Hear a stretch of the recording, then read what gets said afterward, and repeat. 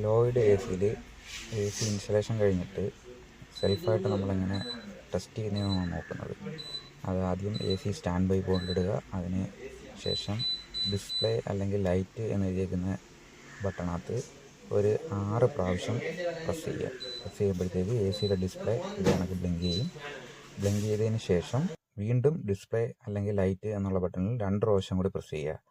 അപ്പോഴത്തേക്ക് A C ഓണായിട്ട് അതിലെ ഓരോ ഒന്നും ചെക്ക് ചെയ്തിട്ട് അതിൻ്റെ വാല്യൂകൾ എഴുതി കാണിക്കും. ആദ്യം കാണിക്കുന്നത് അതിൻ്റെ സോഫ്റ്റ്വെയർ വെർഷൻ, അത് കഴിഞ്ഞിട്ട് ഡിസ്പ്ലേയുടെ ഓരോ പോർഷനും കത്തുന്നുണ്ടോ എന്ന് ചെക്ക് ചെയ്യും. അതെല്ലാം കത്തുന്നുണ്ട് എന്ന് ഉറപ്പ് വരുത്തിയതിന് ശേഷം അടുത്ത ഇതായിട്ട് അതിൻ്റെ കംപ്രസർ സ്റ്റാർട്ടാകും. കംപ്രസർ സ്റ്റാർട്ടായിട്ട് കംപ്രസർ ഓരോ സ്പീഡിൽ വർക്ക് ചെയ്ത് കൊടുക്കും. SL എന്ന് വെച്ച് കഴിഞ്ഞാൽ സൂപ്പർ സ്ലോ എന്നുള്ളതാണ്.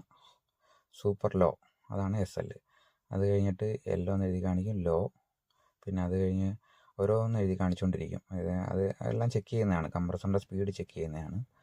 സ്പീഡ് ചെക്ക് ചെയ്യുന്ന HF എന്ന് വെച്ച് കഴിഞ്ഞാൽ ഹാഫ് ഫുൾ എന്നുള്ള ആണ് സ്പീഡ്. കംപ്രസറിൻ്റെ സ്പീഡിൻ്റെ സിമ്പൽ അതൊക്കെ. HI എന്ന് വെച്ച് കഴിഞ്ഞാൽ ഹൈ സ്പീഡ്. അതും കംപ്രസറിൻ്റെ സ്പീഡ് ചെക്ക് ചെയ്യുന്നതാണ്. അങ്ങനെ ഓരോ ഇതിലും അങ്ങനെ എഴുതി കാണിച്ചുകൊണ്ടിരിക്കും. TU എന്ന് വെച്ച് കഴിഞ്ഞാൽ ടർബോ എന്നാണ് ഉദ്ദേശിക്കുന്നത്. ടർബോ ഫംഗ്ഷൻ വർക്ക് ചെയ്യുന്നുണ്ടോ എന്ന് ചെക്ക് ചെയ്യുന്നതാണ്. അങ്ങനെ ഓരോന്ന് ചെക്ക് ചെയ്തുകൊണ്ടിരിക്കും. അത് കഴിഞ്ഞിട്ട് HI എന്ന് വെച്ച് കഴിഞ്ഞാൽ ഇൻഡോർ കോയിൽ സെൻസർ. H2 എന്ന് വെച്ച് കഴിഞ്ഞാൽ ഇൻഡോർ റൂം സെൻസർ.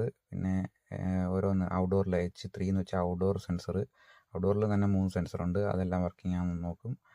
അത് അങ്ങനെ ഓരോന്നും ഇതിനകത്ത് ചെക്ക് ചെയ്ത് അതിൻ്റെ വാല്യൂകളും കാര്യങ്ങളും ഇങ്ങനെ കാണിച്ചുകൊണ്ടിരിക്കും. ഇതെല്ലാം കഴിയാനായിട്ട് നമ്മൾ ഇത് കൊടുത്തിട്ട് ഒരു 12 മുതൽ ഒരു 15 മിനിറ്റ് വരെ ഇതിൻ്റെ സമയമെടുക്കും. ഇത് ഞാനിപ്പോൾ ഇച്ചിരി വീഡിയോ ഇച്ചിരി സ്പീഡിലാണ് കാണിച്ചേക്കുന്നത്. ഇതെല്ലാം ചെക്ക് ചെയ്ത് കഴിഞ്ഞതിന് ശേഷം ടെമ്പറേച്ചർ ഉണ്ടാകുന്നുണ്ട് 16 എന്നുള്ളത് ബ്ലിങ്ക് ചെയ്ത് അങ്ങനെ ഒരു 5 മിനിറ്റോളം വർക്ക് ചെയ്യും. ഇത് കുഴപ്പം ഒരു എററും ഇല്ലെന്നുണ്ടെങ്കിൽ